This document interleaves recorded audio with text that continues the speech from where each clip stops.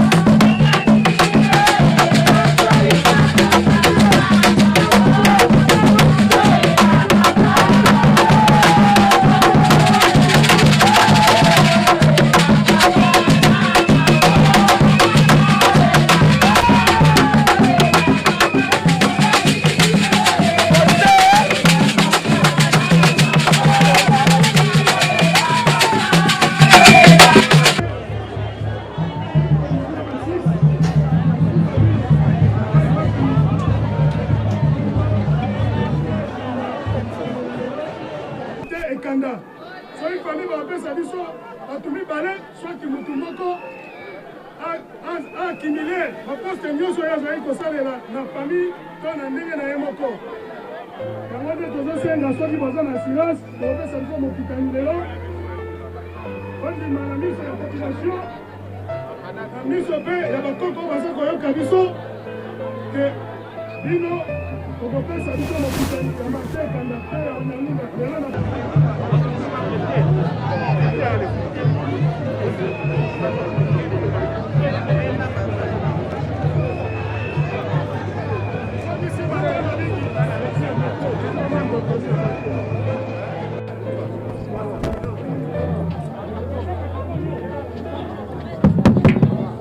Bien, merci. Après ce mot du chef coutumier, qui est Martin Kanda. Et parmi ces grandes choses, c'est notamment la création des l'ISIPA, qui reste pour toute la famille scientifique en République démocratique du Congo une grande œuvre. Il a investi dans l'éducation. Boacha, pour la présentation de l'illustre disparu, que Martin Kanda était un grand homme scientifique et c'est un homme de science. Avant de prendre la parole, il cherche à voir là où se trouve Madame Rifine Louyeye, la veuve, l'épouse de l'illustre disparu, qui a été avec lui pendant... Aujourd'hui, c'est une grande douleur pour cette grande dame qui pleure son mari. Donc, mesdames, ce partage amical avec la famille et avec vous-même, sans remercier le comité d'organisation de la cérémonie de m'avoir invité, sollicité pour rendre hommage à cet ami,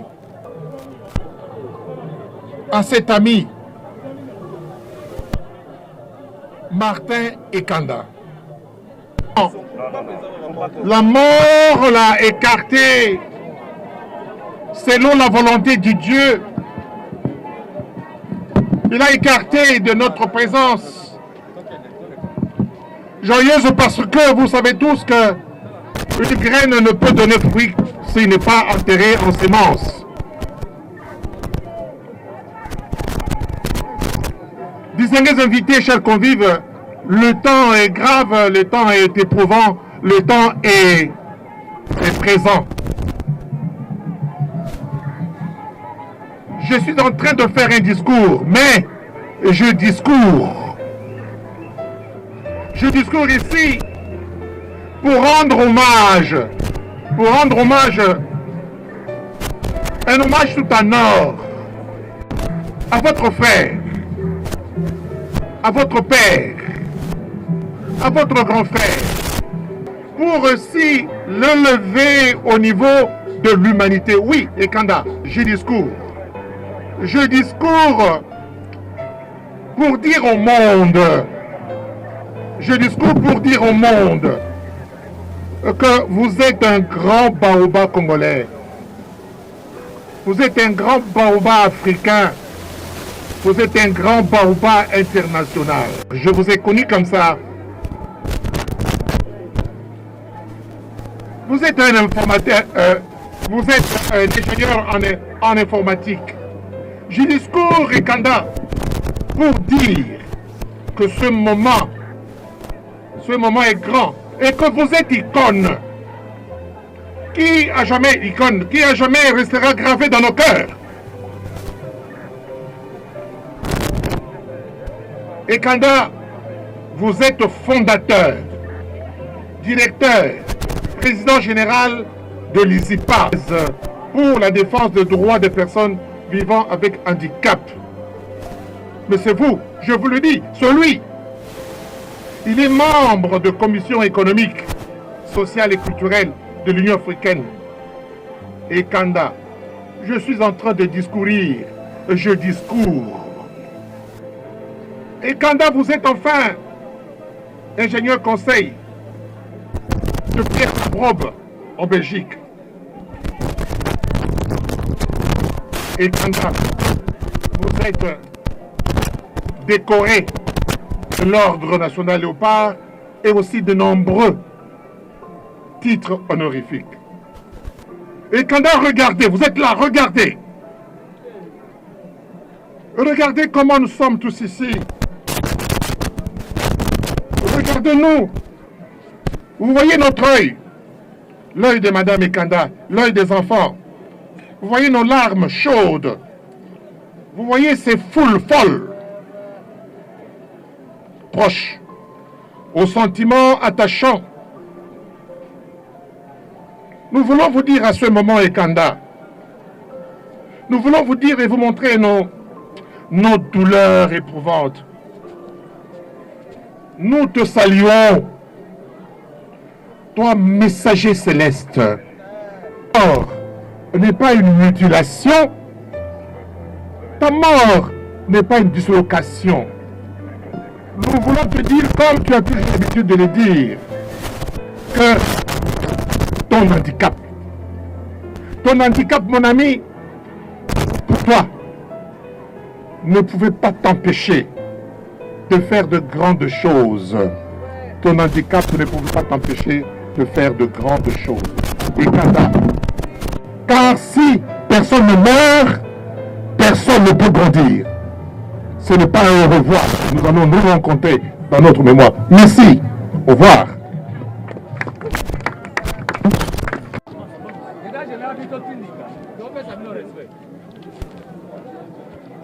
Il est temps de saluer Madame Rusfune Louyeye, l'épouse de l'illustre disparu, le professeur Nsaman et ses collègues vont nous rejoindre ici pour prendre la parole au nom de l'association des universités privées.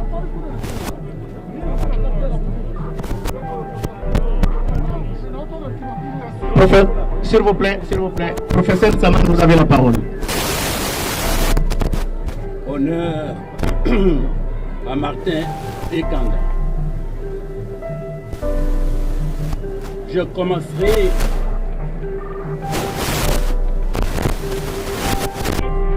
par saluer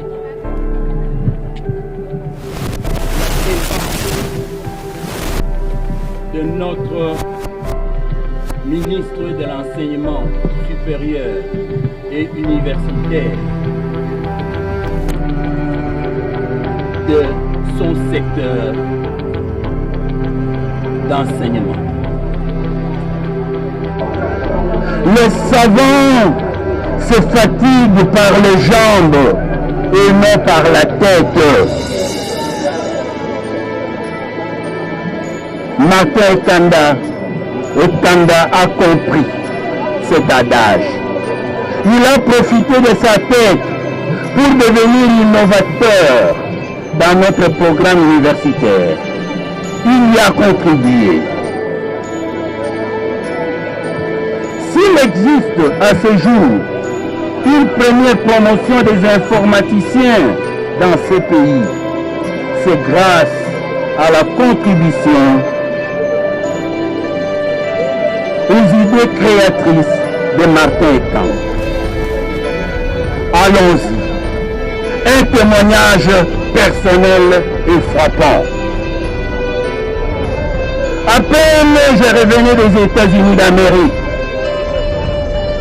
premier Congolais docteur en management, j'entends parler d'un homme exceptionnel, un handicapé comme ils aimaient l'appeler à cette époque. C'est pas mon point de vue, qui a pris l'initiative de lancer une école d'informatique. Cette école fonctionnait au départ dans une école primaire Sainte-Anne. Décision, j'ai décidé d'y dispenser quelques enseignements. Une grande conférence à l'Intercontinental, actuellement Grand Hôtel de Kinshasa. Et le thème était simple.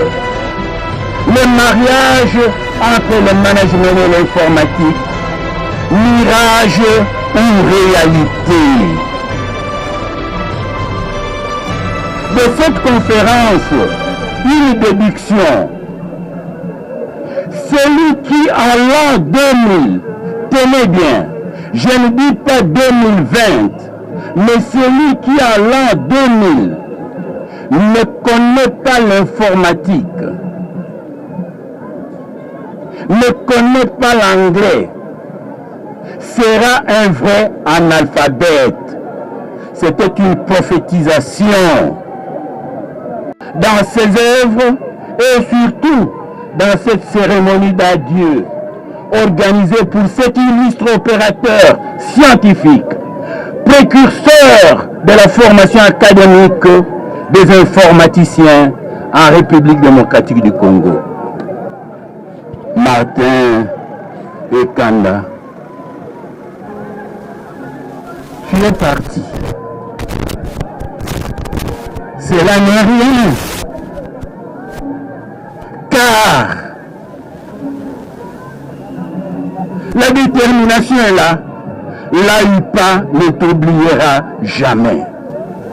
Nous resterons solidaires, solidaires, solidaires, et nous allons continuer à nous battre pour défendre bec et ongle la qualité de l'enseignement supérieur et universitaire en République démocratique du Congo, avec l'encadrement de nos filles aînées que nous appelons Université catholique du Congo, Université protestante, Université William Booth, ULK, CEPROMAD et tous les autres.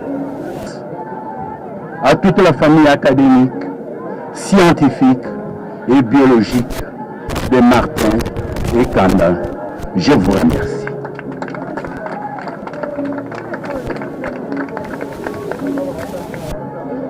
Merci beaucoup, professeur Nsaman. Je retiens de votre intervention une phrase. Un intellectuel, c'est quelqu'un qui grandit à partir de ses jambes, mais non à partir de sa tête. Et Martin Ekanda l'a prouvé tout au long de sa vie. Malgré son état physique, la tête de Martin était fonctionnelle. J'ai eu l'occasion de le recevoir plusieurs fois dans des émissions, mais c'est quelqu'un qui m'a épaté quand il raisonne, quand il réfléchit. Son état physique n'avait rien à voir avec sa tête. Et le professeur Nsaman venait de le prouver, de le démontrer tout à l'heure. Nous disons que Martin, c'est quelqu'un qui a une notoriété qui va au-delà de la République démocratique du Congo. Oui, nous affirmons cela. Mais ce qui est vrai est que Martin appartenait à une famille, sa famille biologique, qui est ici présente, et nous invitons M. Tosamba et Martin Ekanda fils pour un mot de circonstance. Monsieur. Bien cher Martin Ekanda, notre frère,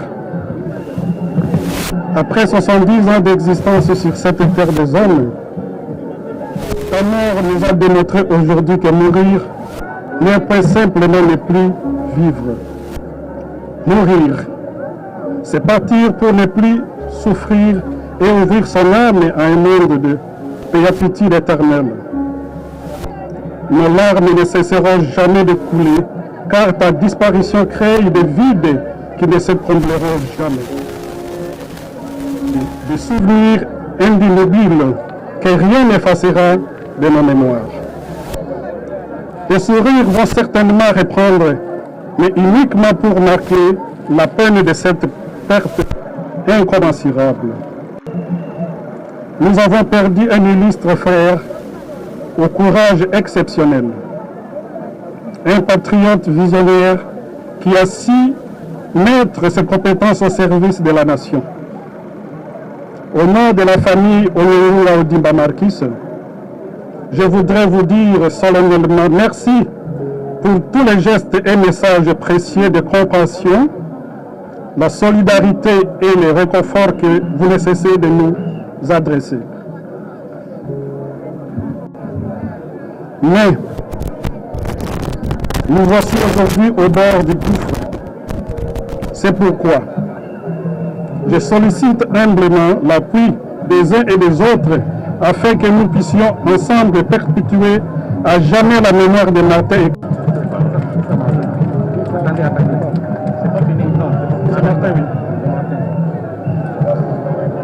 Bonjour à tous. Je vous remercie déjà de votre présence et de votre soutien à toute ma famille. J'avais préparé un discours sur plusieurs pages. Après avoir plusieurs fois fait la relecture, j'ai finalement décidé de faire parler mon cœur. On a parlé de Martin Kanda, ce génie qui nous a quittés, cet intellectuel qui beaucoup l'ont connu sur une chaise. Martin Kanda n'est pas né personne vivant avec handicap. Martin Kanda a eu cet accident-là quand il avait 20 ans. Et ceci à 2 mois de ma naissance. Et à 25 ans, il a créé Isipa. Mais je ne vais pas m'attarder là-dessus. Comment nous, enfants, la famille, quel était notre regard sur lui? C'est ça que j'aimerais partager avec vous à cet instant. Martin Kanda, c'est d'abord un fervent croyant. C'est un chrétien qui a vécu selon les normes de la parole de Dieu. En observant de près, il y a 2 principes qu'il a appliqués sans modération dans sa vie. Il y a d'abord, rien n'est impossible pour celui. Rien n'est impossible pour celui. Et autre chose, le Seigneur Jésus-Christ nous avait dit, vous allez déplacer les montagnes. Et Martin Kanda a déplacé les montagnes. On lui a posé la question, Monsieur Kanda, vous avez déjà fait ce que vous avez fait. Quelle est votre limite? Et je vais vous dire, je vais donner sa réponse. Il a dit aux journalistes, vous voyez, je suis sur une chaise roulante. Mais si on nous dit qu'il y a 100 000 $ au 20e étage là-bas, je vais arriver avant vous. C'est ça Martin Kanda. Et il a déplacé les montagnes. Il n'a pas regardé son handicap. Il a fait ce qu'il a fait. Il y a autre chose d'important qui était Martin Kanda, c'est un rassembleur. Martin Kanda a rassemblé sa famille biologique. Il a rassemblé sa famille professionnelle. Et ça, c'est un de ses testaments qu'il nous a laissé. La famille doit rester unie. Et nous allons respecter sa parole. C'est vraiment mon cœur que je fais parler à cet instant.